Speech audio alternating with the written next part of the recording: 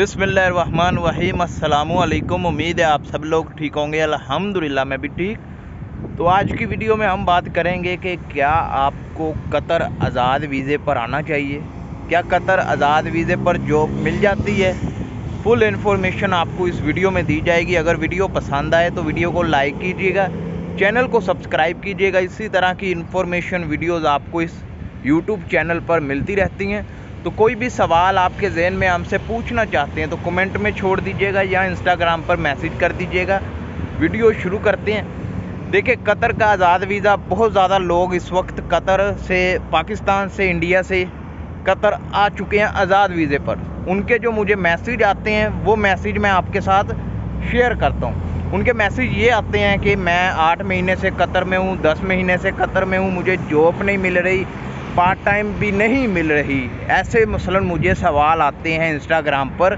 तो मैंने सोचा आज एक वीडियो बनाते हैं, उसमें आपको फुल इन्फॉर्मेशन देते हैं कि कतर में आज़ाद वीज़े पर जॉब मिल रही है या नहीं मिल रही है। देखें, लोगों के जो सवाल हैं उनसे आप अंदाज़ा लगा लें कि जॉब नहीं मिल रही। इसलिए अगर आप आने का प्लान बना रहे हैं तो आप आएँ। ये नहीं है कि जॉब बिल्कुल ही नहीं मिलेगी, जॉब मिल जाएगी, लेकिन उसके लिए आपको मेहनत करनी पड़ेगी। अगर आप आएंगे तो फिर ये धूप इतनी तेज़ है, ये देखें धूप इतनी तेज़ है, गर्मी इतनी ज़्यादा है, फिर भी आपको बाहर निकलना पड़ेगा, जॉब तलाश करनी पड़ेगी। इसलिए अगर आना है, आज़ाद वीज़े पर जॉब मिलती है लेकिन मेहनत करनी पड़ती है। मेहनत आप अगर कर सकते हैं तो आ जाएं, वरना ना आएँ अगर आप धूप में, गर्मी में नहीं निकल सकते।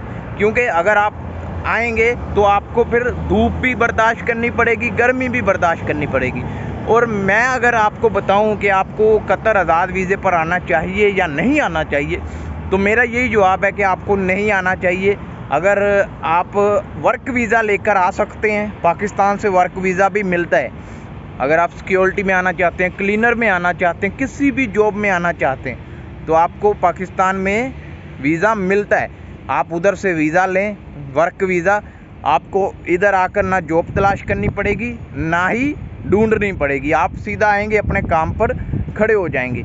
अगर नहीं आज़ाद वीज़े पर आना है तो फिर ये समझ लें कि आज़ाद वीज़े पर जॉब मिलती है लेकिन मेहनत करनी पड़ती है। अगर आप मेहनत नहीं करेंगे, रूम में बैठकर मैसेज करेंगे कि सर मुझे जॉब दिला दो, मुझे जॉब दिला दो, ऐसे जॉब नहीं मिलती।